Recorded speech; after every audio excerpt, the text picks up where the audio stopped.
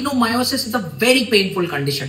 Now, in well-selected cases, what we have started doing is something called as percutaneous microwave ablation.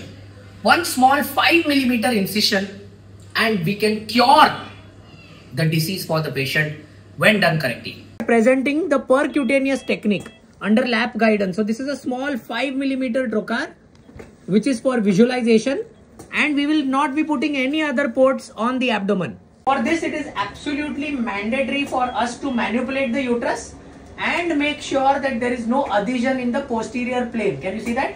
The posterior plane is completely fine, no adhesions, and only then we can go ahead with percutaneous microwave ablation. The requisite is the bowel has to be made free from the uterus by manipulating it.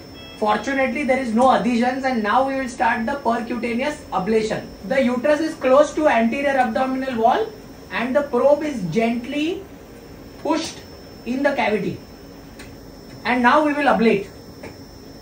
So you can see on the abdomen, all we have is a laparoscopic visualization and a single 1 mm, 1.4 mm incision to pass the ablation probe inside. So you can see this is the final ablation happening. The uterus has already been reduced by around 10% in size due to ablation. So now you can see post ablation everything has been preserved. This is the uterus, this is the endometrium lining which has been preserved nicely, and the uterus has been ablated completely. So this is the endomyometrial junction here which you see, and you have a large posterior adenomyosis. So under ultrasound guidance, we'll be putting a probe and ablating it.